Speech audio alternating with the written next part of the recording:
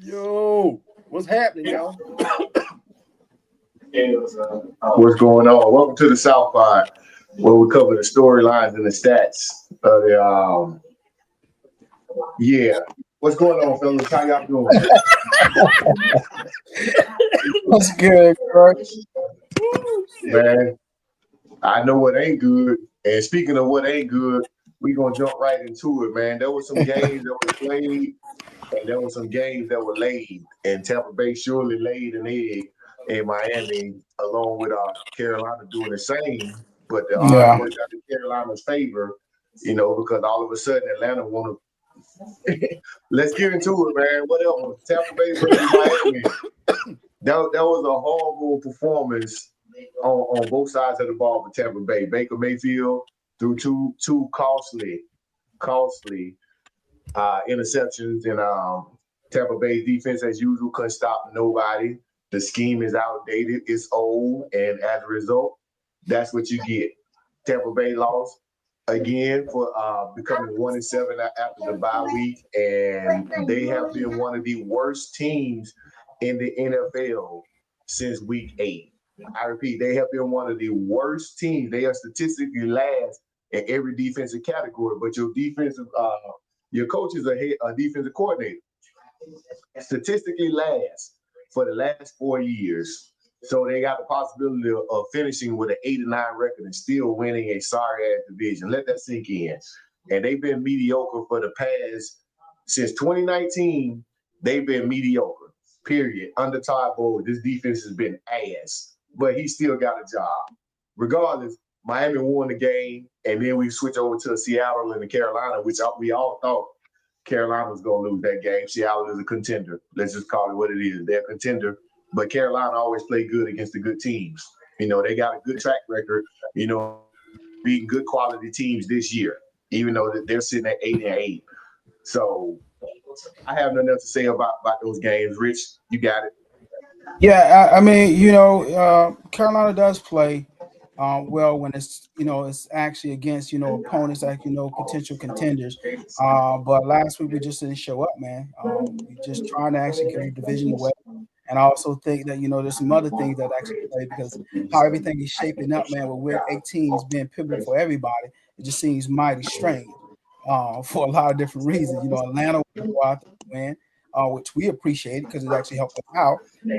So it all comes down to week 18, man. But we didn't play well on either side of the ball last week, and we're trying to call for a division. But week 18, man, we'll see what's. I'm disappointed, honestly.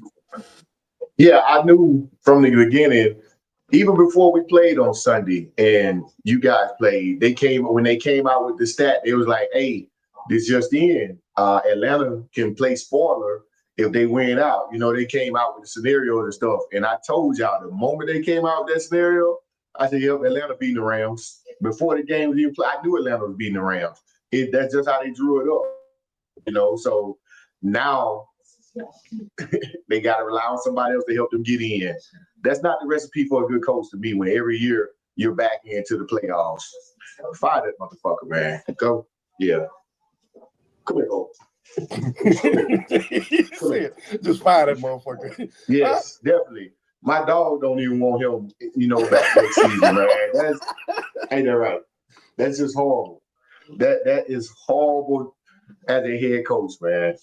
So let's talk about Carolina and Seattle. What were some of the good things you saw in that game? Some of the bad things, Rich? Nothing. I didn't see anything good, man. You going out there and you actually got everything on the line. You got a lot to play for, and you pretty much didn't show up. You have to capitalize on the moments that's given to you, and you just simply, lay the egg. So there was nothing good about that game, in my opinion. Yeah, it was a lot of mistakes. I saw a lot of mistakes, especially when I was pulling for Carolina. And Bryce Young doing that dance any given Sunday, really beam of shit. He just had me aggravated, man. Like I said, I was pulling for y'all, bro. I really was pulling for y'all. You know what? That remind me of that game. I'm gonna play a little song for y'all. Listen to this shit.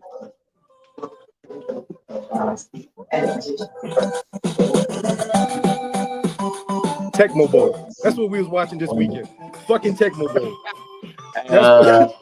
That's exactly what happened this whole fucking weekend. Was fucking some Tecmo Bowl shit going on in the whole NFL, with the exception of shit. Let me pause that. Yeah, you was getting into that, huh?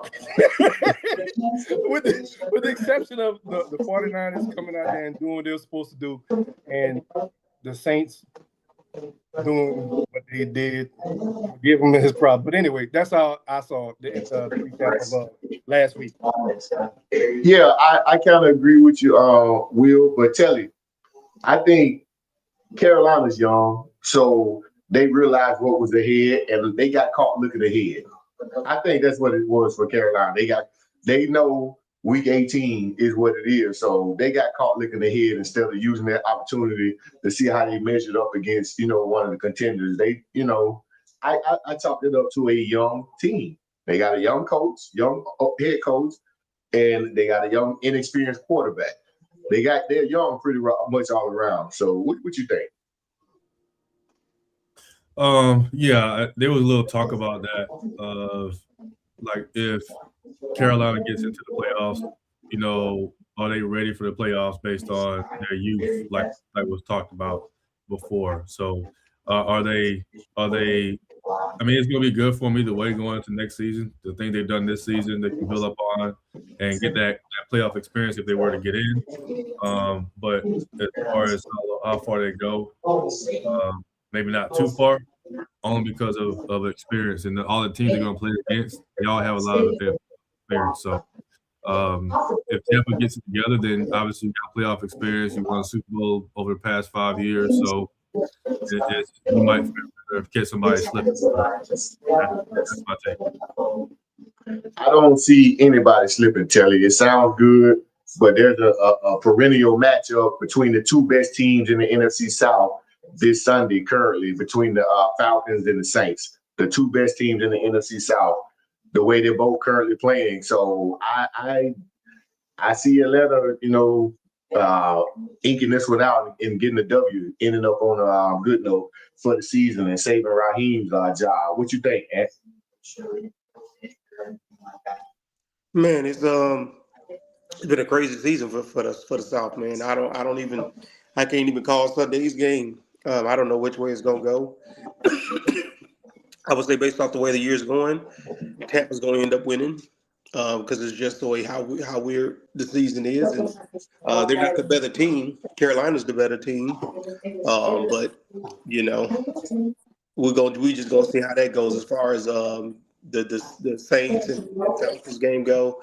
That game could go either way. I think you guys usually split. And so I could see it being a split again this season. So I think it's going to be interesting for everybody this year, coming out the South and seeing what's, I'm hoping that if we get the 1 seed that we play the team out the South. So that's what I'm hoping for. But I think Sunday's game could go either way. The way this year's been going, either way. I get it. You're excited for them Niners, so you want to give more time to talk about them Niners. So you really ain't got much to say right now. But Atlanta, they usually split with New Orleans. And if I remember right, New Orleans already beat Atlanta once, right? So they didn't beat them. No, we didn't. So Atlanta beat us. All right, I see Atlanta sweeping New Orleans. Shook having a good year, but he's gonna be reminded when he gets to Atlanta on Sunday. He still got some growth. No, we play in New Orleans. We play Atlanta. No, we play in New Orleans. Okay.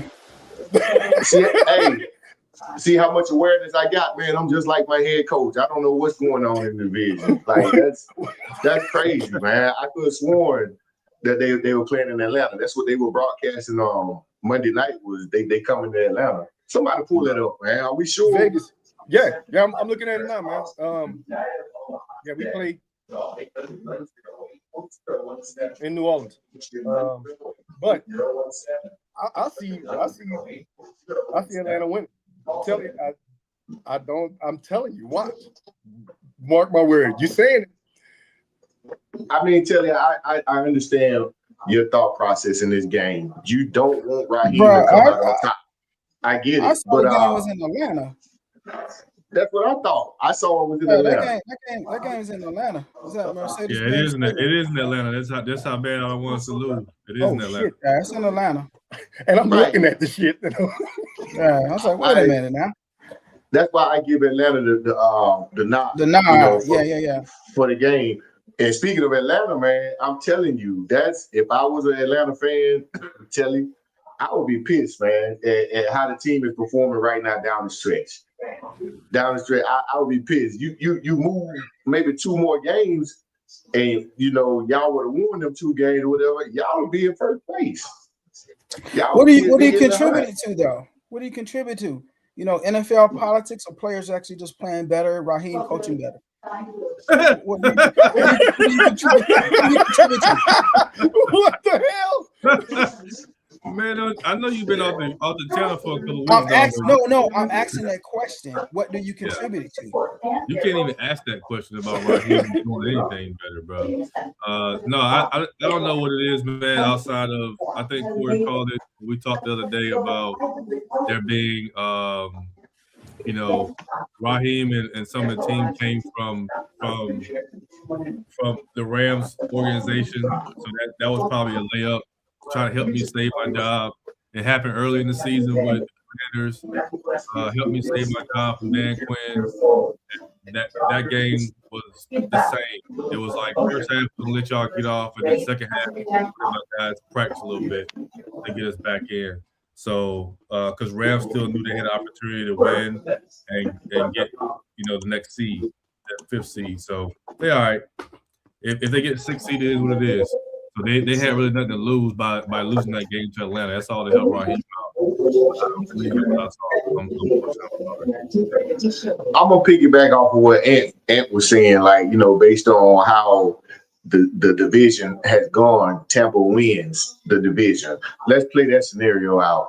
If I'm the Rams and I'm factoring, I can only get a 5th or 6th seed now because the number 1 seed is between the Niners and the Seahawks, and I know the 5th seed played the 4th seed.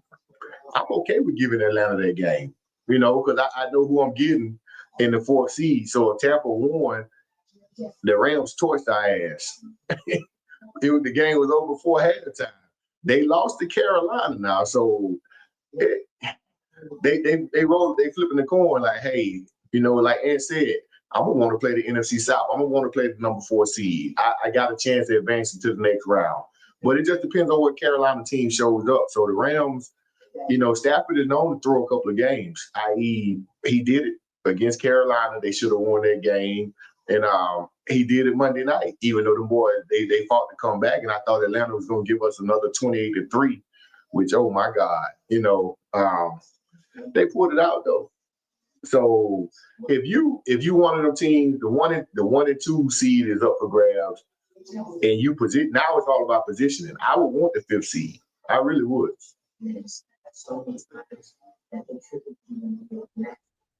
Man, it's the new year and New Year's Eve, and everybody quiet. Like they have nothing to say. All right, move along, man. Let's talk about some more important games, man. Yeah, getting off that damn Atlanta bull crap. And New Orleans too. We'll see, man. Bottom line to rephrase it, I got Carolina winning the division, even though they might lose to Tampa on Sunday. I got Carolina winning the division because Atlanta's going to do what they need to do. But speaking of other worst divisions, man, the AFC North, they're the same boat as us, but they're not getting that much press. The AFC North. Steelers 9-7, Ravens 8-8 with a chance to win the AFC North. But we're being referred to as the sorriest division. Why is that? What y'all think that's about? Is it about history or what? I think it's a couple of things. I think it's history. I think it's some of the players when you look at in the AFC North that gets a lot more attention than some of the NFC South players, i.e. Lamar, Jackson, Aaron Rodgers, you got Mike Tomlin, so Jim Harbaugh. So I think all those John Harbaugh. So I think all those things play contributing factors why people don't look at the AFC North as the worst division as they look at the NFC South based off the faces of those franchises. We really don't have anybody clear in our division as a face of the franchise per se fights those guys right there, where they have potential Hall of Fame players and coaches around each one of those organizations for the most part. NFC South has a phase, Rich. It's just unfortunate that he's a running back and he played with the Falcons. Because if he was any other place in a big market, hey, it'll be Bijan all across. It'll be Bijan, hands down. Well, no, So Bijan is a hell of a player, but he's not getting, like I'm saying, he's not really getting that limelight as far as some of those other players because of our division. He is a hell of a player, and I would think he is one of the faces of the NFL writ large. But how's it stand right now, and how you pose that question? That's why I just thought that those factors of why the AFC North is getting a little bit more buzz than the NFC South as not being one of the worst divisions in the NFL. But let's look at this though. Look at if Bijan wasn't doing what he was supposed to do. That's basically what they're doing right now. That's what they're looking at. What Lamar isn't doing. They're looking at what Aaron Rodgers isn't doing. So if you're looking at that, if Bijan wasn't produced, then we would be limelight. I'll say that. As far as NFC South. I think it's history. I mean, I knew the answer when I asked it. It was a rhetorical question. We're historically bad. We're historically bad, man. So, the Ravens, this is not like Rich said, this ain't the average year for them. You usually have, at least before Burrow got hurt, after they did their little Super Bowl run, they were competitive. It was a division being compared to one of the toughest divisions in the league, historically. So yeah, they looking like the NFC South this year, but that division will definitely bounce back before we do. We know that to be true. They will definitely bounce back.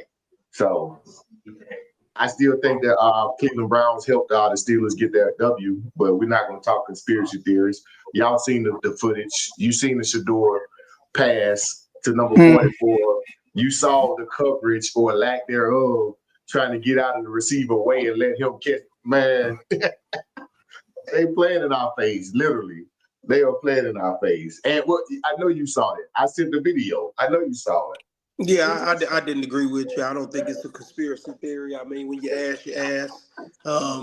I think my boy Shador out there balling. He making it look good. The better football team won. So just I gotta ride with my dog every day. Ant. I'm on the Shador train. Ant Williams, a former D1 cornerback sitting on this panel. You saw that video, and you gonna sit here and tell me that was acceptable? That's a normal pass defense against that ball that he could have caught too. You're a D1 cornerback, D1, and you gonna sit here and say, yeah, that's Shador? Really? Can y'all hear me? Am I talking? I got you. Okay. I said Ant. You the only D1 corner I know that's on the pod. I can only hear you three guys. I can't hear more. You can't hear me? He said he can't hear you, Corey. He basically said you're the former D1 corner that saw that play. And you trying to tell him that D1 corner don't let that happen. So you're the only one on the panel. So you gotta say something about that. It's levels to this thing,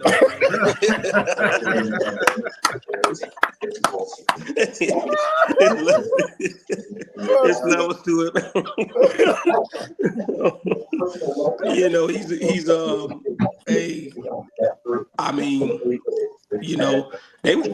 I agree with Miles though. They was doing everything they can to avoid trying to get Myles Garrett that sack record. Rolling right, throwing right. 3rd and 7, they're running the football. They're doing everything in their possible power to try to stop Myles Garrett. And that was their focal point, and that's what lost them the game ultimately. When I watched the film, everything was predicated on trying to chip block Myles, pass away, run away from Myles. Like I said, 3rd and longs, they weren't even making clear attempts to go for first downs. They were just trying to get off the field and play it safe. So to me, that's why they lost. I don't think the DK thing was that big of a issue. I know Mike Tomlin kind of alluded to that, but I don't think that was an issue. I don't even think DK is that good of a receiver. But I think that's what it was. But can y'all hear me now? Because I keep saying my mic is muted. So is there a disturbance? We got you. I don't have nothing on.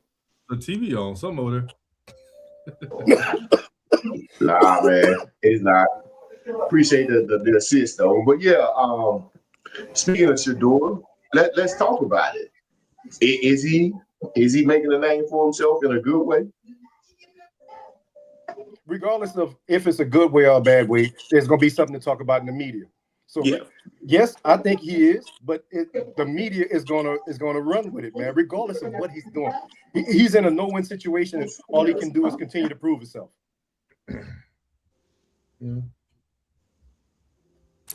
I think he's actually, for me personally, I think he's giving us glimpses of what we expect him to do in the league and what we potentially see moving forward, as long as the Cleveland Browns organization do right by the young man. We all know it was some hate in the beginning when we talked about the draft. There's no way in hell he should have failed to the 5th round. I think once he goes back in the offseason and clean up some of the mistakes, once he go back and look at some film and have some good coaching behind him, and I know Ant said it all the time, coaching matters. I think Stefanski is against his ass. So I think they need to make some changes, and I think Shedeur will have a actually good NFL career, man, if you put the right pieces behind him, especially on the coaching aspect.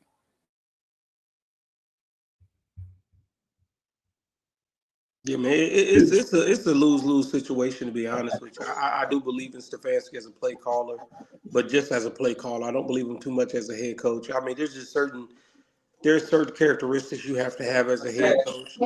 This whole blurring the lines every week of who's your starter, who what the organization is doing, and instead of just fully getting behind your quarterback, everything's always murky with Stefanski. He seems like a mouthpiece.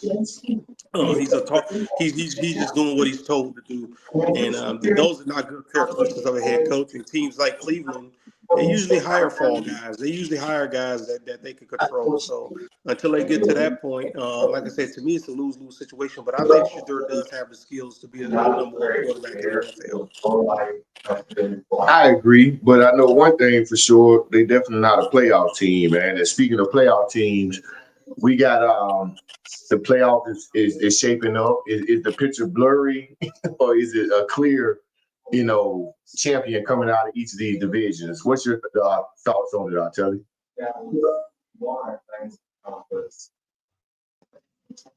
Sorry, I had to unmute my mic. Yeah, it's I think it's for some people they think it's clear, but based on what we're seeing, it's like it's this year in NFL. I think some of my people was talking about it on some of the groups I'm in. There's like, man, there's every weekend when you think you can want to give a team, the credit to be a strong team in that particular division or whatever, that you can crown them, and then the next week they come out and look like what? Like you don't look like nothing that we thought you were, and it's not even against like prime competition. It's a drop off like on a team. We were talking with the Rams. Rams had this a couple times this year, and it seems like when they travel to the East Coast of the United States, they dropped the ball. They lost against Carolina at home. They lost against us at home. They lost against Philly at home. Well, at home, but on the road. And so it's like, who is it? And then you look at like the way the Bills played this past weekend, man. It was just like what happened to that team. That team looked strong, and they couldn't. Second half was they half. They come back and like a whole different team and play well. And then this past weekend, they just looked lost to me. Josh Allen, missing passes. to win the game. Could have won the game with that pass and just completely missed a man in the back of the end zone. And Philly looked strong 1 minute, and then they look like they don't have an offensive coordinator at all. Like they have a defensive coordinator calling the offensive plays. I don't know what's going on. So for me, I think the entire NFL right now is blurry. I don't know who to have a favorite outside of one team, and that team is represented on this panel, and that's Ant's team. You know, the most consistent thing that you see from them over the weeks is that whatever's on the field, they play to their strengths and they grind out games. And now this time of year, it seems like the offense is starting to come around, and the defense, all the person's not on defense any longer, but still the defense still playing good ball. And I didn't know they can go, tit for tat on points. So they were scoring points left and right. So, hey, it's going to be a great game this weekend against them in Seattle, and rightfully so. It's like a pre-NFC divisional matchup. I mean, NFC championship matchup, in my opinion, is what it looked like between those two teams. So, yeah, that's it's very blurry except for one team right now. Yeah, I know for the NFC, man, I'm looking at, like you said, San Francisco, everybody who's playing ball at the right time, playing consistent ball. Yep. And it's just fortunate for the NFC West, with the exception of the Rams, San Francisco and Seattle been playing consistent ball this whole season. And there was no fall off. For any shape, form, or fashion, there was no fall off. There were no 2-game losing streaks, and stuff like that. There was never any question, about those two teams. The Rams, they're up and down. They're a deadly team, but they're up and down. And Philly is the same as well. I don't know if Philly is bored or, we'll see what happens when the playoffs get here. I know for the AFC, I have no clue. Rich, what you think?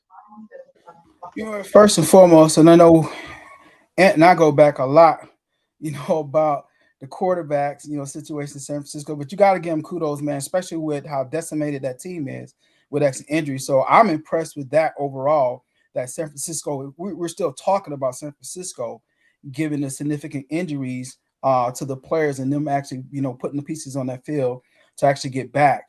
But for me, man, the NFC West, that's a tough division. And it matters I think it all boils down to who actually plays good ball when it actually matters. So I don't even know how to call it, honestly, out of the NFC. I think the NFC eventual champion, and that will be representing in the Super Bowl, will come for the NFC West. I just don't know what team that is. For me, in the AFC, the clear team that stands out to me is New England. And Mike Vrabel has done a hell of a job, man, in New England with a bunch of people that, just household names. You got a bunch of blue-collar workers. I mean, you got Stephon Cardi B Diggs, who's now in trouble a little bit. He's doing his things out there. He has a resurgence, after the birth of his kid. You got the young rookie out of Ohio State, Travion Henderson, doing his thing. Drake May, who's not been talked about a lot. He's doing this thing, and that defense is solid, man. And they just play good football. So for me, out of the AFC right now, even though there's some other contenders out there, when you talk about Jacksonville and Denver, who I look at as the other perennial two, but for me right now, the favorite, I will have to lean with New England. And like I said, for the NFC, I think that any one of those top three teams out of NFC West will be representing for the Super Bowl. So, I'm gonna let you get in here real quick, but I got a question. I'm sorry, Taylor. I got a question. Rich, you brought up New England, and I didn't mention New England for a reason. I don't believe in them. Are they for real? I don't believe. I'm sorry. I just do not.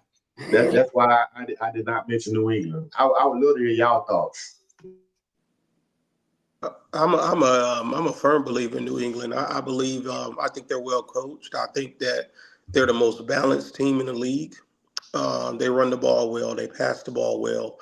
I need to see more. I need to see them get tested by better offenses more, because there is a lot of no-name guys on their defense that we haven't particularly heard of. But considering who they've played and the way that the style of football that they play, they don't really have a weakness. I thought it would be at tackle once their first-round pick Campbell went out of LSU. But there's been no drop off. He had a bad game a few weeks ago. Drake made, but he's the MVP of the league, and that's just apparent at this point. But I'm still with I'm still with Telly on this. It's murky. It's in both conferences. It's just I think I want to say usually it's who's playing the best football this time of year. We obviously got some things we need to do better on defense, and I think I really do believe Salah can figure those things out, and I think he will.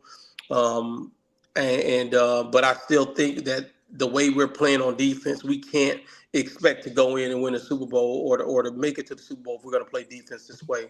I think the thing that's hurting the Rams is that you're clearly seeing that without Devonta Adams, that field gets a little bit more condensed. And it doesn't make it easier for Stafford to get his matchups that he wants. And I don't think McVay can scheme out of that. And that's what we're seeing, especially when you're playing better corners with a good pass rush. So that's a problem because I honestly don't see Devonta Adams coming back.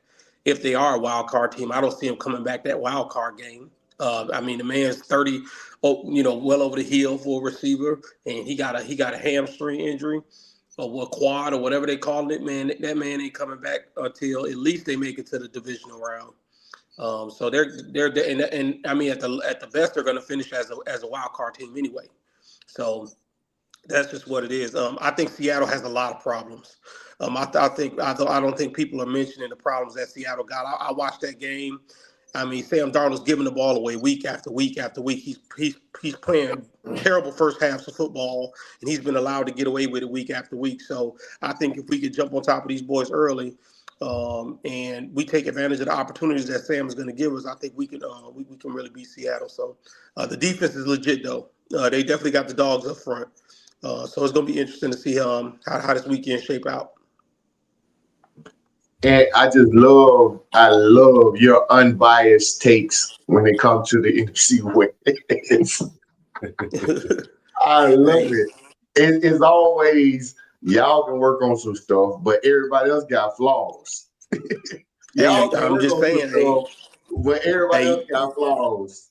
Everybody watch. All y'all that had a front row seat to watch Sam Darnold. That's all I'm gonna say. Y'all all done seen it. And it's a struggle. To me, when I watch Seattle, they work hard to do easy things right. They really work hard on the easy things. And at some point of a game, it looks like they get it going in the second half. And that's kind of what we've been seeing. I saw it against the Rams. You throw 2-3 early picks, and you're like, man, we still in this game. It happened against Carolina. They gave the ball away twice. He took a lot of bad sacks. And for whatever reason, Carolina just could not capitalize on winning that football game. When, to me, Seahawks did everything they could to give it to them, and that's been their MO for the better part of the season. So, like I said, right now, I thought the Rams was the best team in the league. I really did at one point, and I think that Sean McVay has gotten cute. He's trying to show that he can out-scheme guys instead of just really running the football, balancing the game out, running the football, and that's something Atlanta did well, and then they capitalized on turnovers. So it's just a matter of what type of team going to show me.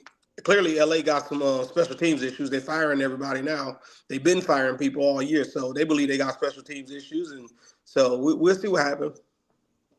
Boy, I tell you, it must be nice when your coaches hold people accountable and your organization fire people for not doing their job. I mean, that's wow. I'm just saying, he got faith in Salah. He said Salah gonna right the wrongs, on the defense, and I want to experience that type of faith because I really don't have it, but I digress, man. I'm just saying, I just wish I could be like that, for one season. For one season, that's all I'm asking. Just want to win, man. And speaking of winning, we got a couple of games this weekend. Real quick, I guess it's a hot take that Rich put. Who wins between San Francisco and Seattle? Rich. Muted. San Francisco. San Francisco. Tell it who you got. I got San Fran as well. Like I said earlier, they're the most consistent team, and to Ant's point, Seattle got some holes that kind of been exposed a little bit, but people ain't taking advantage of it. They played against us. I thought they struggled in the first half. Second half, they came out and showed people who people thought they were against us. It shouldn't even been a close game against us. And at the end, it wasn't. But that first half was just a telltale sign. We had a better coaching, then we'd have took that game easily. So, yeah, they struggled this year against some teams. They ended up pulling out the win sometimes, and sometimes they didn't. So, San Francisco for me. Who you got, Will? I'll say San Francisco. And if you've been looking at the stats, Brock Purdy has, and I'm giving you your props. Purdy has been elevating each time. He's been improving. As y'all say with Seattle, I think he forces his pass a lot. And that's where that's going to come into a key factor. 49ers does have a damn good defense as well. So I'm going with the 49ers. And I don't need your take. We already know who But I'm you gonna got. give a take. The floor is yours. Go ahead, sir. Hey, man. Obviously, I'm going with my boys. I think my boy Clint Kubiak over there in Seattle. He run the training camp version of Kyle Shanahan offense. He was the run game coordinator in San Francisco last year. To me, when I watch the team, it's some of the stuff that San Francisco runs. It's just more of a black and white version. It's not really sexy. It's not really like he's doing some really creative stuff in the passing or the run game. And I think he's going to make it really easy to scheme. Robert Saleh schemed against this offense 100 times. I mean, he does it every day in practice. And like I said, I think he's running more of a training camp version of what Kyle Shanahan does. But I think defensively, obviously, Mike McDonald, he definitely is an obstacle in and in itself. Very creative. His defense has found ways to keep them in games.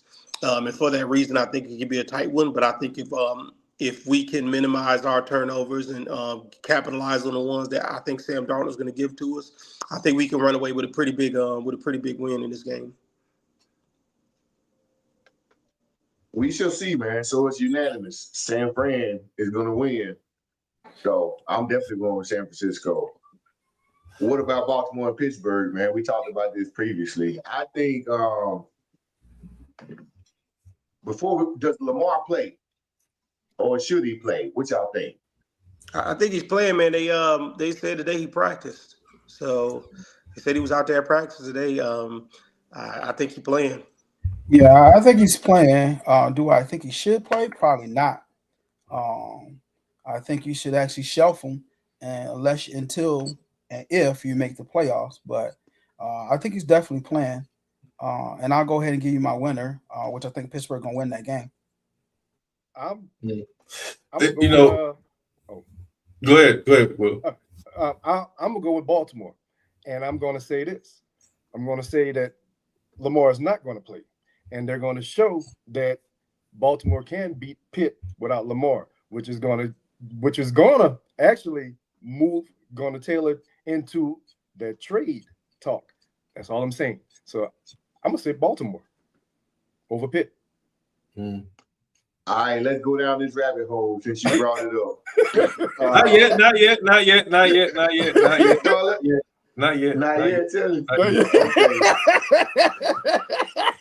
I mean, it was a perfect segue to I see that. He segued it perfectly, but okay, we'll put a pin in it and come back to this Lamar and these possible trades.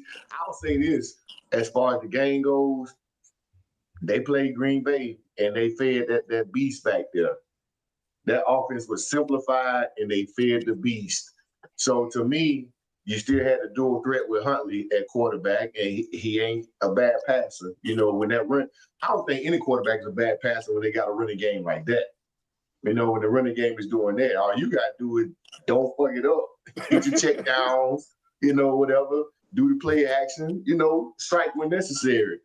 If you play without Lamar Sunday, that shows that there's something wrong with the coaching.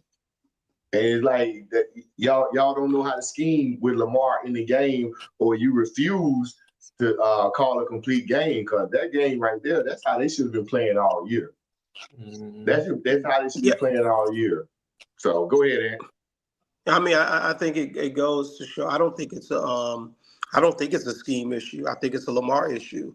I'm a big fan of Lamar. I think Lamar is hell bent on trying to prove to people that he can pass the football, that he can be, this all world throwing quarterback. I mean, you look at the year he was unanimous MVP when he had Greg Roman, and I'm very familiar with that offense because it's the same offense we ran in San Francisco with under Jim Harbaugh.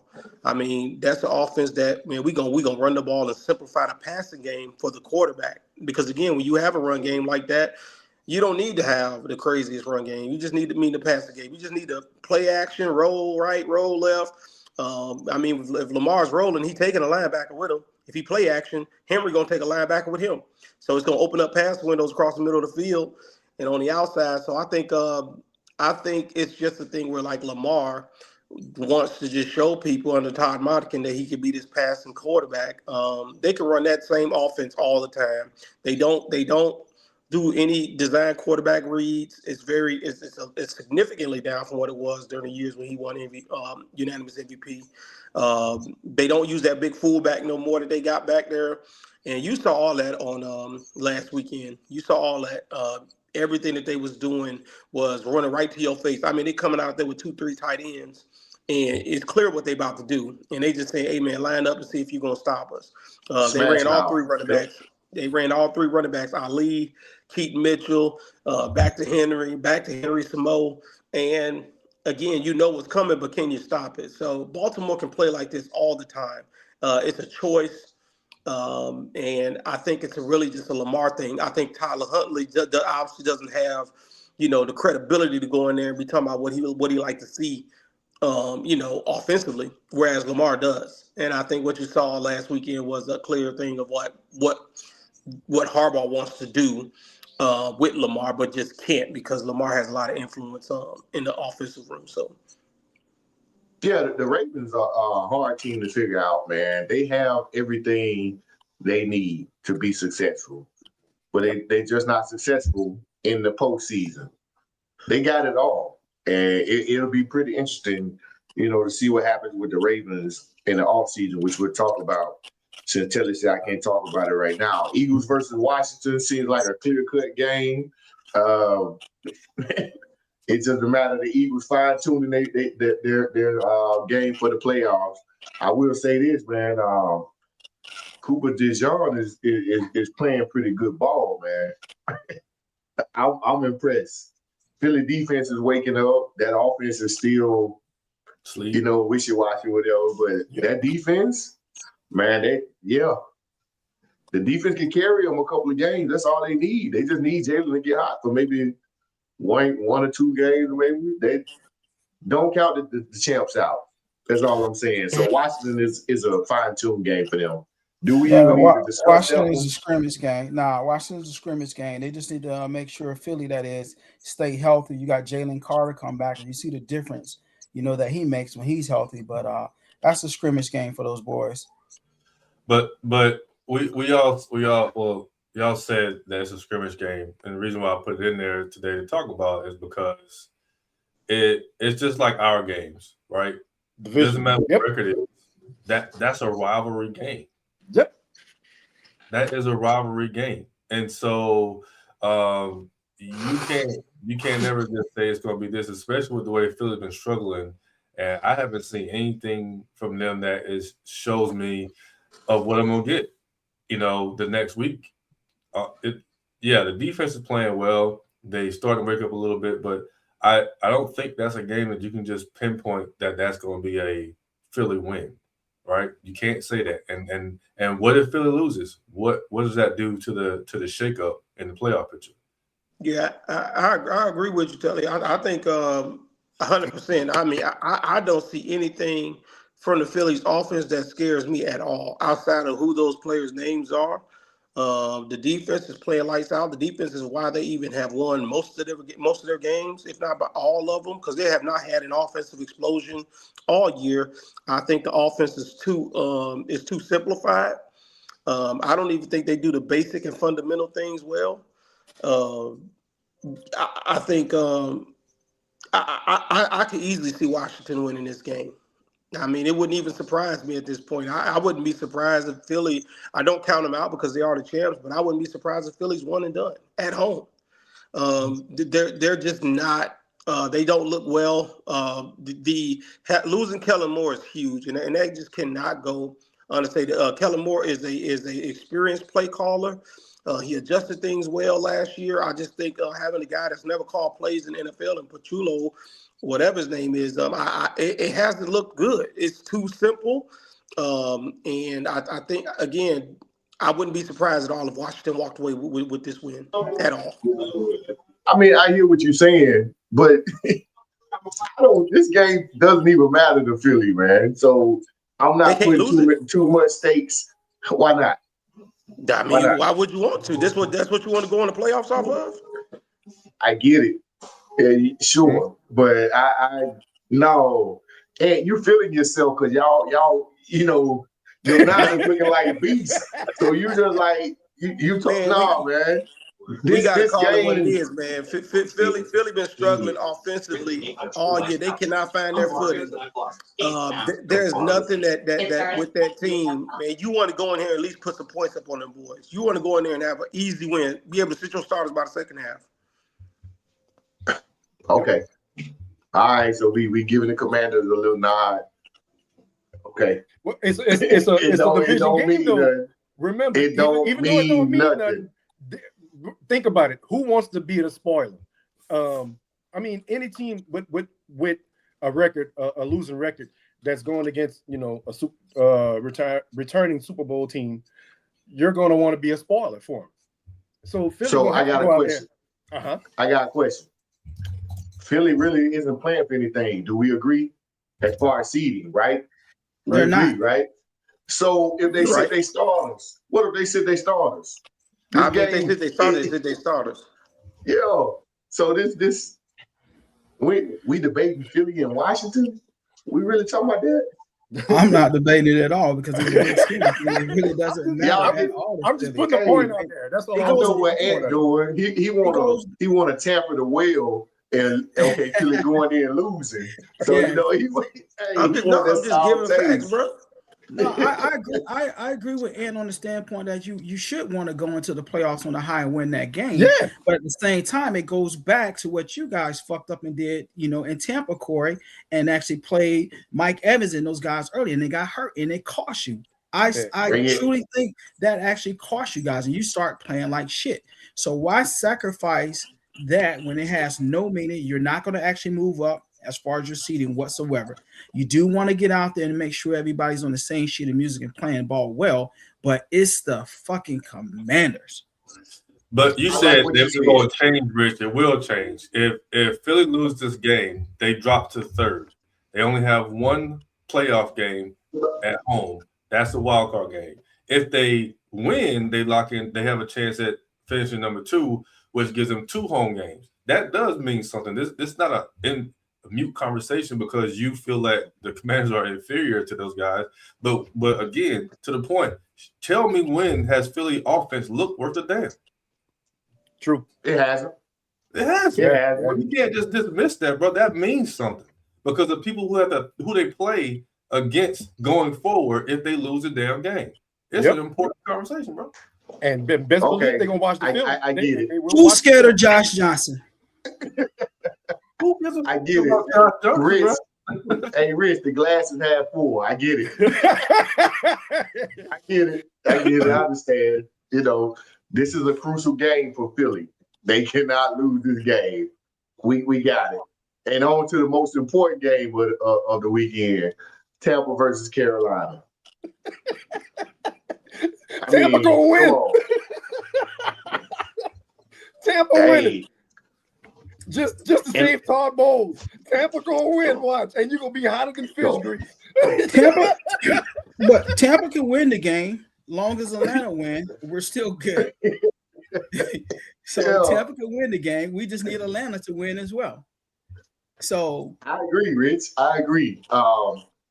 I do say Tampa wins Saturday because they have no choice. Because if he loses this game, There's no logical reason to bring him back. But the word around the town is he's coming back next year.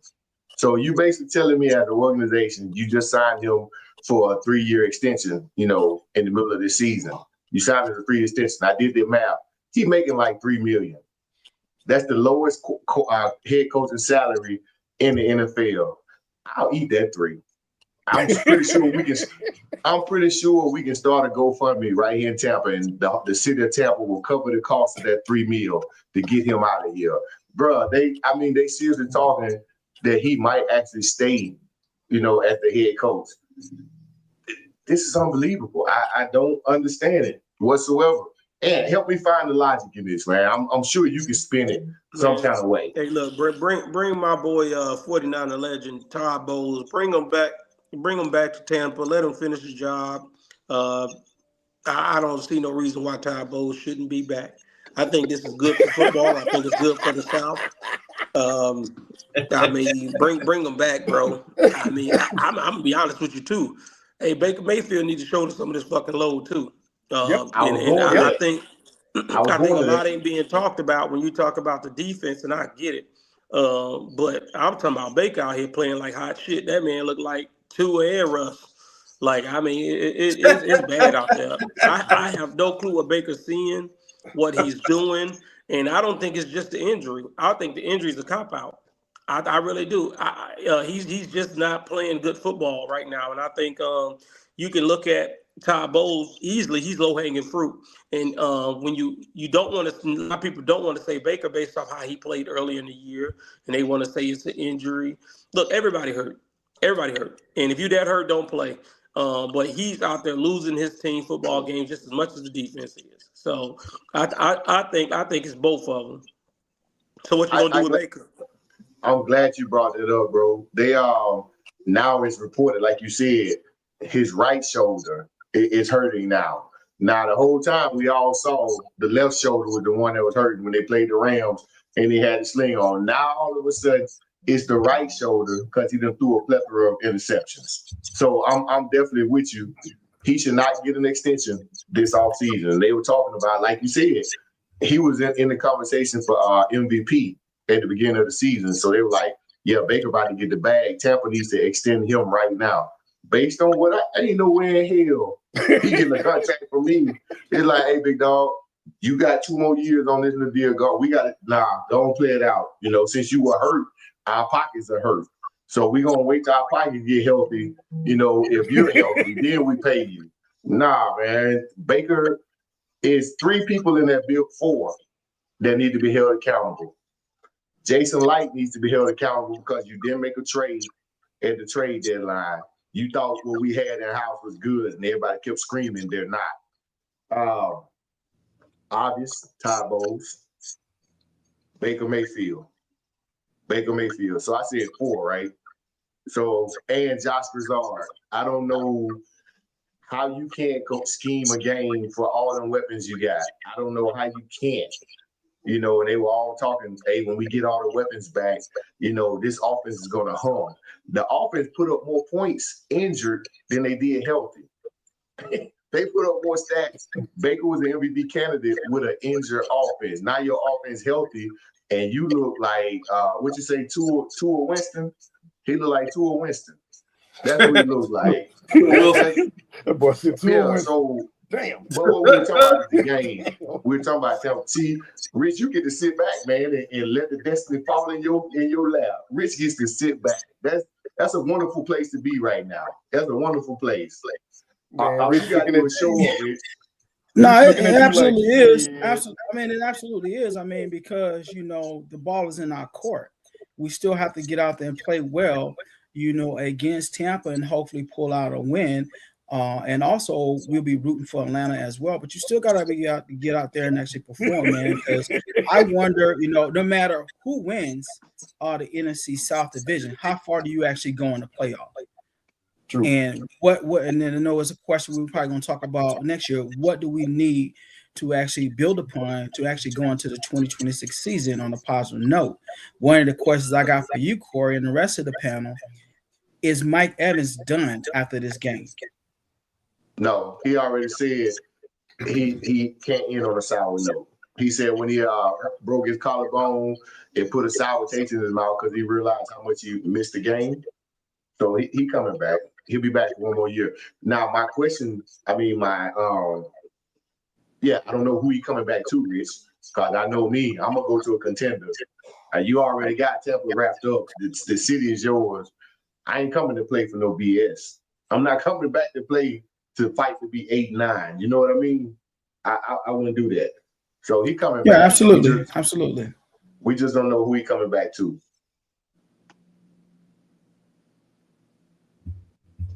That's what I think about it. Y'all think he stays in Tampa? I mean, I already told you no he's reason. Tampa, man. He's not gonna go anywhere else. He don't strike me as a Julio Jones type. I think he got more left than what he do and should be getting more money than what he getting. I think Mike has always been, the ultimate professional off the field, on the field. He's been a dog like he should be. I got much respect for that man, even though I hate playing against him every year, but much respect for him. No, I would tell him. Go ahead, Rich. Go ahead. I got a lot of respect for him. Yeah, he's a Carolina killer for sure. We've seen that year in and year out. That's why I'm just interested to see if he actually comes back and play. And if he does, I mean, it will be the Tampa Bay. I don't really see him going nowhere else to play. Just like Telly alluded to, I don't see that actually happening. I see him actually retiring, as a Tampa Bay Buccaneer. I'm just wondering if it's going to be after the end of this game, or is he going to actually give it one more run, knowing that he kind of went out, on a sour foot, into this 1,000-yard streak because he did break his collarbone. I think he broke his collarbone bad coaching and bringing his ass back too early. So I'm just curious just to see. Yeah, I mean, everybody doesn't get a swan song. I mean, most athletes want that. They want to ride out on top and stuff or whatever. And I'm just me. If that's how you trying to ride out, Tampa is not the place for you to do that. Go get another ring, then come back and sign a 10-day contract or a day contract and retire with Tampa. That's how you do it. If I'm Mike Evans, I'm in management saying I can't play another year with this defense. I ain't gonna call for him to be fired, but I can't play another year with this defense. You read between the lines.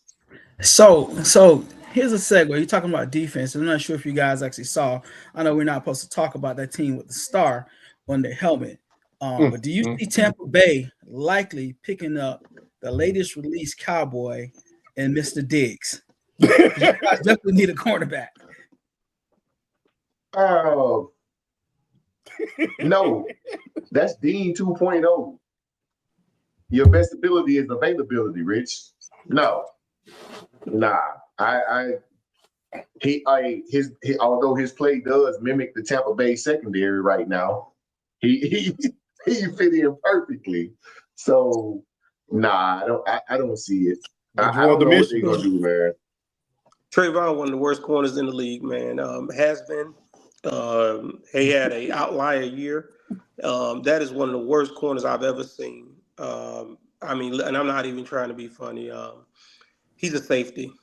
I mean, it's just what it is. He's a safety playing that corner. Has been since he came into the league. He's just not a good player. He's not a good football player. I mean, there's a reason why his ass is available with the last game of the year. He's just not a good football. The motherfucker's like 27. I mean, he's not a good football player. Tape is showing that week in and week out, this man gets cooked by far less superior talent across from him. He's just not a good football player. He was a receiver originally. Y'all remember that? That's what he is. He's a receiver playing corner then. Y'all don't remember? He switched over to corner in college. No, I remember, and I think that's the reason why he's getting his ass cooked, because he's always trying to anticipate what these wide receivers doing, because he's like, I've been there before and be totally out of position every fucking game. That's why his ass switched to cornerback. But he been totally out of position every damn game I watched him play. He capitalized off that good season and he got paid. He capitalized off that good season, but like you said, man, these last couple of years, man, he's been horrible. I think there's some other outlying things going on. I think there's some other distractions, but at the end of the day, once you get on that field, man, you strap it on and be able to play. You got to play fucking football. Yes. Leave all that bullshit to the side. But I do believe there's other underlying issues going on. But he is a fucking horrible quarterback for the last couple of years for sure. Yeah, definitely. If it was outside things, man, I always say this, man. If you're good at football, they'll be willing to deal with your BS. If you're good enough at football, they'll be able to deal with it. I just think that it's apparent now that when you cut on the film that he's a liability. He has been a liability. I think obviously I do believe there are some things going on out off the field, but at the same time, he's just not a really, really good cornerback. He's not a guy I would want on my team. Especially as a starter on any team. He's just not a good football player. I don't see where he can contribute right now unless he makes a position change, possibly to safety. We talk about him being a wide receiver. Richard Sherman was a wide receiver at Stanford. There's a lot of guys that has played from corner to wide receiver. Obviously Charles Woodson and some other guys, but he's not a good football player. And y'all see how Will caught that cue when I threw him up there solo. I threw Ant up there solo, and he saw me leave. He kept talking. He kept talking. Look at that journalist, boy. Look at that journalist. He saw me leave. I said, let me move. Let me see how long he's going to talk. We still got chemistry. He knew when I disappeared, hey, keep going till I come back. Keep going. Yeah, you know we still in sync. Yeah, but Rich, you asked about priorities, and you jumped the gun and threw Trayvon Diggs out there for Tampa. What's two early priorities for the Carolina Panthers if we assess them? We tried to draft well on the defense, and I thought we did good in the draft on defense, but those guys really haven't performed up into the capabilities that I think they need to. But we have to be able to stop the run, man. So we have to get somebody on that edge to be able to put pressure on that quarterback. And I think we also need to actually look at cornerback. J.C. Horn's been doing his thing, but Mike Jack, that motherfucker been on his toes, at times. So I think those two needs outside of offensive line that we got to address. I think with the 1-2 punch, and I don't really know if Chuba Hubbard's going to be back. Maybe running back should be another issue that we should address too. But it has to be on the defensive side of the ball for me. I think that we need to address those needs if we want to get better and put pressure on that quarterback and be able to get out there and win some games. What about Atlanta, Tilly? What priorities are we looking at besides locking Raheem up for the next couple of years? We're gonna lock him up away from Atlanta. You're right. Obviously my number one priority is a coach. Coach that's gonna bring in a special teams coach and an offensive coordinator that know what the hell they're doing. But as far as players concerned, I think that we need to add some more depth at corner. We need a better corner. We need a run stopper. Whether that's going to be a nose guard or another tackle, or some more. I think Troy Anderson is past his prime. He stay injured all the time with us. I'd like to offload him and get some another linebacker that can contribute in stopping the run. And I still think I'm not selling on Penix, but the injury, the third ACL tear, does bother me. For him, that was one thing I didn't want him to have is an injury to his leg. He take a arm injury or whatever, but another injury to the same knee is not good for him. He's going to be out for a lot of the season, probably half of the season next year, more than likely. Kirk costs too much money for us. There's not enough value there for the money we're paying. So I think we need to figure out what we're going to do at quarterback too. So those are my things. I was just about to ask you, man, is Penix is he built to last? And what do we do with Kirk? Because that's a $100 million backup right there. I saw some reports where they were talking about your GM is on the hot seat as well. Arthur Gillette, part ways with him, for messing up the picks in his previous draft, whatever. But I don't know how far that goes, how much weight that holds. I think those are idiot fans, in my opinion, because those same fans are sit there and rename their Twitter accounts after the players that this guy drafted.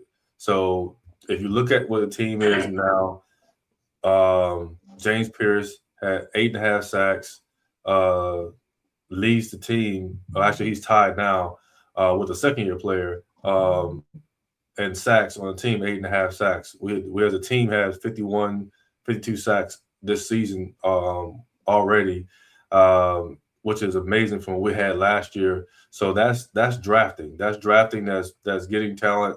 And I think our Xavier Watts, I mean, that kid has been amazing for us on the back end. And then I even like Billy Bowman. He's doing his damn thing. He don't get a lot of clout, but I see what he's doing as well. And then everybody loves Bijan. So he drafted Bijan. He drafted Kyle Pitts. The quarterback thing is probably his most questionable thing, but hell, looking at the quarterback carousels now, what some teams are going through, Kirk has been a good fill-in, in the interim with Penix being out. So I don't have a problem with Terry Fontenot. I think he's done a pretty decent job with what he's had, budget-wise and things of that nature. And people gonna criticize him about that pick, giving up that pick to the Rams, and it's turned out to be probably 11 or 12 position 11 or 12 pick for this upcoming draft. But it's fine, man, because I'm happy with what we got this past draft. So that's just my thing. People just need to stop being stupid. Yeah, us passing up on Pierce, that hurts. But speaking of priorities, is Pitts a priority for 2026, or what happens with Pitts? I think we keep him, man, because if we don't keep him and let him go somewhere else, and then he blossomed, then people gonna talk trash about how y'all spend a 4th round pick over this guy and then utilize him correctly, blah blah blah blah blah. All the stories, man. So my thing is, if we can franchise tag him for a year, pay Bijan this year, then we can deal with Kyle next year when we have a little more cap space to do that. But I think if a franchise, put a franchise tag on for this year, that'll be good for us, best for us in the interim until we fix some other more important pieces and lock in Bijan for the near future. He's definitely earned his money. Absolutely. Kratos, y'all are not getting another quarterback, sir. So what else do you need? All right. What else do you need? I'll go ahead and agree. We're not going to get another quarterback. I'm accepting my fate. But again, Tyler Shook is trending upwards. I'll go ahead and say it. I think we still need our O-line as well as our defensive line. They're aging out, and that's what I think we're going to need on both sides of the spectrum, because I don't see if Cam Jordan does come back for the defense. I hope it's just to motivate folks, man. We need some younger we need younger talent on the defensive side, as well as us trying to find our footing now, because I don't know if Alvin Kamara is going to be coming back. We don't know right now. Apparently he's hurt, and that old thing, just saving them for next year, next season. So that's my take as far as my Saints. We got a quarterback, we got a coach. I'm not going to complain. We got a quarterback, we got a coach, and we're going to see what Moore is going to do this upcoming season with some of the draft picks that we're going to be getting. Yeah. Chase Young, y'all still got him. I definitely agree. Cam Jordan is on his last leg, bro. He's basically just a figurehead now, a spokesman for the team.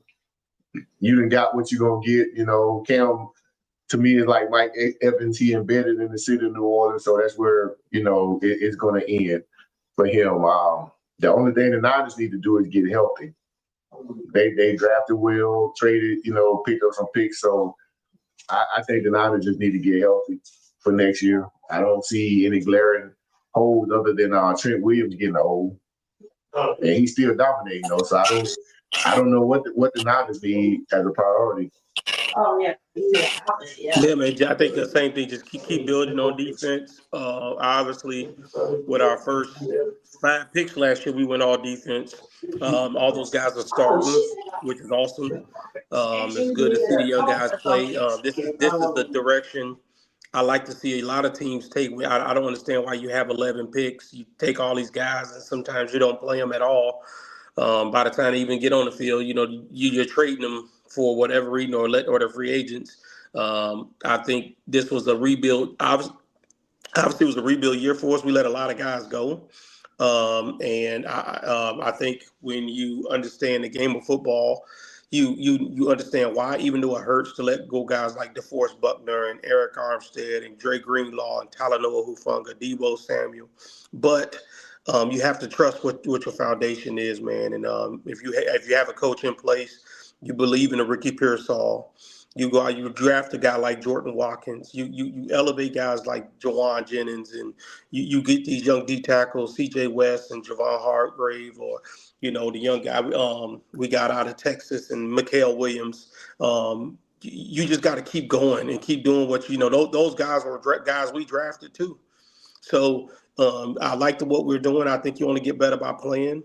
And I think we go into next year's draft with the same mindset, man. We draft and we continue to build around our quarterback, and we build around our veteran linebacker, Fred Warner, and we just find other ways to get better through free agency. All our free agent pickups this year was on special teams. We was the worst special teams unit in the league last year. Now we're ranked as the first special teams unit. As the first, we have a kicker that haven't missed a field goal kick. Up until last week, he missed a 64-yarder, which I wasn't mad at, but he had missed the kick all year. We had a Pro Bowler, a gunner off of special teams who was a free agent pickup. So we win all our free agency pickups this year ended up being special teamers, and that brought us to where we are now. So just building in the right places, man, and doing the right things. Yeah, San Francisco definitely knows how to build, and I ain't mean to cut you off, Rich. I beat you to the punch. Speaking of building, I cannot believe we are not talking about, this is a 49er coach, D'Amico Ryan, and what he's built down there in Houston. We didn't mention him the whole segment as to, coming out of the AFC.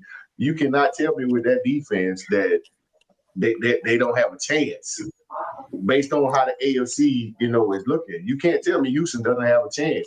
Quick take. Give me your thoughts on it. Hey, before we go there, I'm going to say the only priority that San Francisco needs is to go and find out what doctor graduates summa cum laude and put that person on your staff. That's what the hell y'all need. Hey, that's the whole league, man. That's the whole league. But I'm gonna give you a take on Houston, man. Houston was my favorite in the preseason. I really thought that C.J. Stroud would take another step, and I think when a lot of people look at Houston, we don't have any questions about the defense. That's the Super Bowl caliber defense. I think when we look at Houston and we look at all those weapons they got, they took 2 receivers in the second round, Higgins and Noel. Then they got Tank Dell coming back, Nico Collins and Dalton Schultz, and you got the young kid Woody Marks over there. That was another high pick for them in the draft this year. I think when you look at the team, you think that C.J. Stroud holds this team back. He plays very conservatively as a quarterback, and he's inconsistent. And I think when people look at Houston, that's what they see. Is they see they just see uneven quarterback play, but it is good sometimes. But Houston was a favorite coming into the season for me. They were actually my Super Bowl pick. I just thought that C.J. Stroud would be where we're looking at where Drake May is, kind of like where we look at where Brock Purdy is. Like that's where I thought C.J. Stroud would be, and that's not what we're getting out of C.J. Stroud.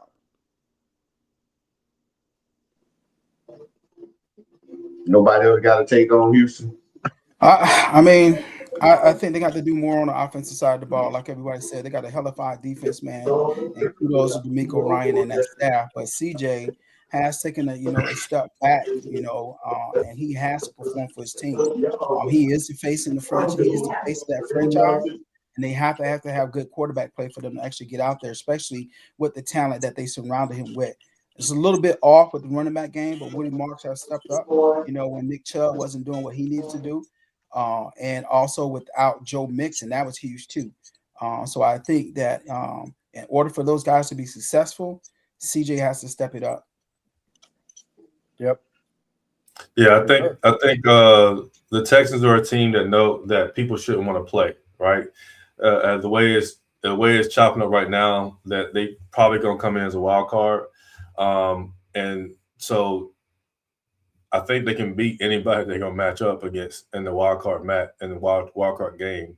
I think it's probably gonna be the Bills or the Chargers. If it's the Chargers, I'm gonna pick Texans to beat them all day, every day. If it's the Bills, they still could do it, and that's gonna be some headlines for Josh Allen, in my opinion. Some aspects, Josh Allen and the head coach, probably more so the head coach than Josh Allen, but there's going to be a lot of conversation around that if that happens. But yeah, Texans are a wild card. They definitely a wild card, man. And I know one coach whose job ain't on the hot seat, and that's D'Amico, man. But speaking of hot seats, man, how y'all feel about the current situations with the current coaches that have been discussed as possibly being removed, i.e. Kevin Stefanski? Of course, I want Toilet Bowl's gone. Raheem seems to be safe. Is Aaron Glenn safe? What are y'all thoughts on these coaches? Go ahead, Ant. Yeah, I think the obvious guys that are out are the obvious guys that are out of Pete Carroll. He's out of there. I don't know. I don't think you can bring Aaron Glenn back. I don't see anything. That the defense is terrible. The offense is terrible. The special team is terrible. There's nothing that makes me want to bring Aaron Glenn back. I think they have to give him another chance. But I think the only obvious guy that's out is Pete Carroll. I think Pete Carroll's done. Obviously, other teams have already fired their coaches, like Tennessee. I think somebody else did, but Tennessee. I, yeah, I think that's it, man. I think Raheem. I don't know if Raheem keeps his job, but it'll be interesting. It's going to be interesting. I think Mike McDaniels has. I think he's done enough to keep his job. I think Mike McDaniels done enough to keep his job, but I don't know about too many others. Yeah, early on in the season, man, I thought Aaron Glenn was going to be fired early in the season. But I do agree that he should be fired, but I think he can come back. I think Stefanski should be gone. And Pete Carroll is the clear and obvious. He's old, and nobody's going to bring him back, especially with how they performed this year. And unfortunately, I think it boils down to Week 18 and how everybody performs, whether Todd Bowles or Raheem Morris gone. I think they both should be fired, but I don't know. Also, I think Arizona coach is going to guy out of Philly. Forgot about him. So you think he's gone, or Kyler Murray's gone? Because I think that's. I don't think he's gone. I just think I think it's the whole organizational thing. I think he's gone. Yeah, I think they're all gone. I think they need to clean house in Arizona and rebuild it. Bring in a new GM, new head coach, and then they can figure out what they're going to do at quarterback. Kyler Murray is going to be put on the trade block to see what the kind of trade value they can get for him. I think his time is up.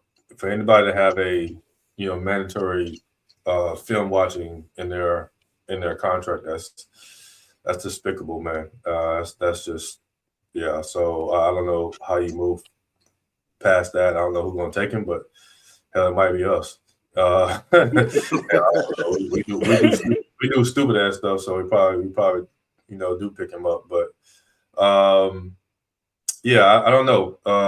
There's other coaches. I think Stefanski's probably going to be gone. It's not from a lack of ability. It's just he could probably won't be out of there more than they want him out of there. So yeah, NFL rumors, huh, Corey? Lamar. I'm just saying, we talking about coaches, and it made me think about Harbaugh, which brought me back around to, what happens with Lamar. How moving forward. We heard all the rumors. Just want to know you guys' take on it. Yeah, I'll jump on that one. I think Lamar. There's talk about Lamar potentially moving on, and this is, as far as the timing goes, this is probably the best time to move him to another team. There's a lot of teams that need a Lamar on their team. I just don't know what Baltimore goes if they decide to get off of Lamar and on to somebody else. I don't think John Harbaugh is going anywhere. I think he's still a good coach. I just think that him and Lamar have reached their peak as far as what they'd be able to do together. I thought that about 2 years ago. So, yeah, I just don't know who can afford. I would love to be able to afford Lamar in Atlanta.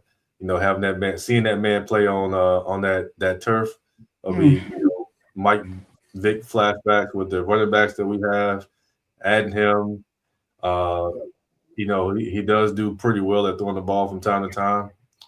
So it's enough. It's better than what we got right now, and he can move a pocket still. So that'll make us an extremely dangerous team. We just can't damn afford him because of the Kirk Cousins situation. So, what about a blockbuster trade to Miami? Get that boy back in Florida with Devon A-Chain, Waddle, Tyreek Hill. Is that plausible? Yeah, they talked about that's a possible move. That's one of the teams they threw out there for him. The Colts, they talked about him on the Colts as well.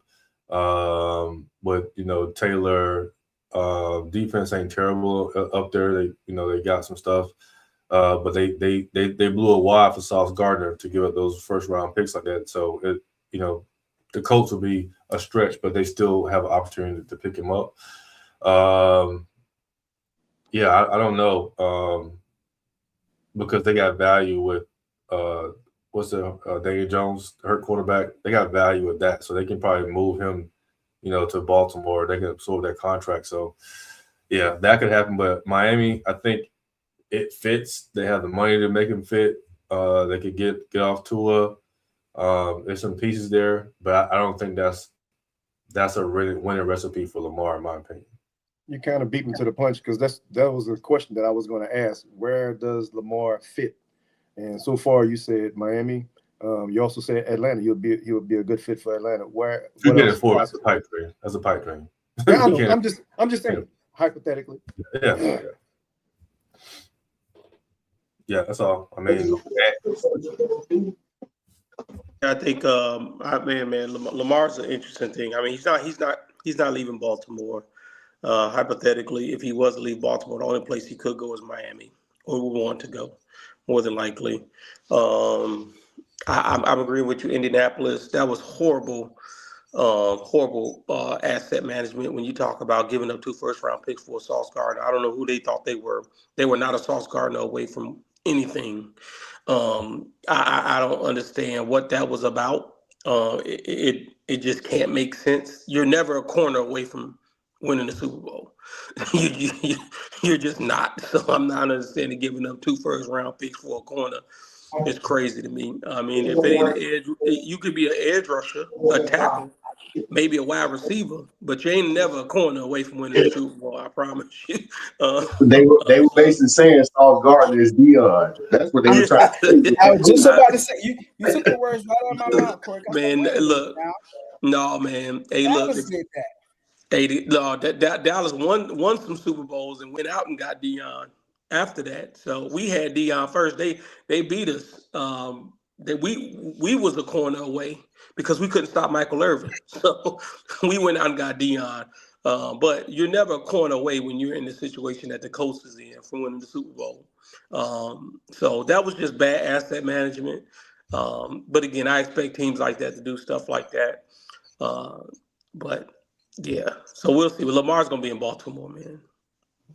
Yeah, it's gonna be a pretty interesting offseason as far as coaches, players, personnel movement. This I'm really looking forward to this offseason to see who does what to put themselves in a better position, because there's a lot of good teams allegedly out there. This has been a long time since we had this type of parity, or whatever. So it's going to be pretty interesting in the off season. But that wraps up our show, fellas. And before we get off the show, I just want to give props to Rich, man. Week 1, he literally said the Carolina Panthers will win the division. And we all laughed. And guess what's happened? Hey, Rich Stradamus. Rich Stradamus, man. He knows it ain't over yet. Man, but you have to believe in your team, man. And you know, I'm very optimistic, man. So I'm always looking at things in a positive light. But also, man, before we get off, man, happy New Year to you guys, man. Wish y'all the best of health. You know, Will, you got some new grandbabies on the way. Taylor, you should make some. More kids, join me. But hey, man, I wish all y'all, man, you know, a happy New Year, man. Get back at this thing.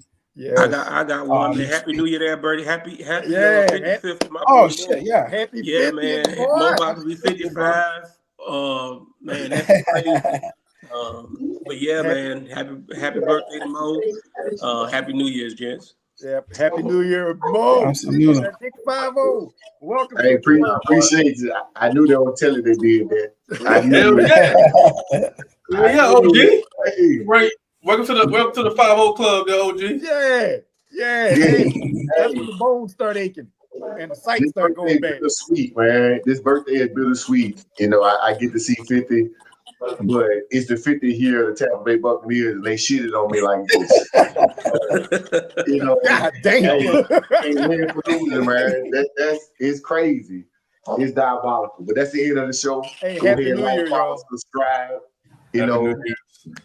and take it easy, fellas. We'll see y'all later on. Don't You cut know, up too we much. out. Don't cut up too Yes, much sir. on your birthday. Yeah.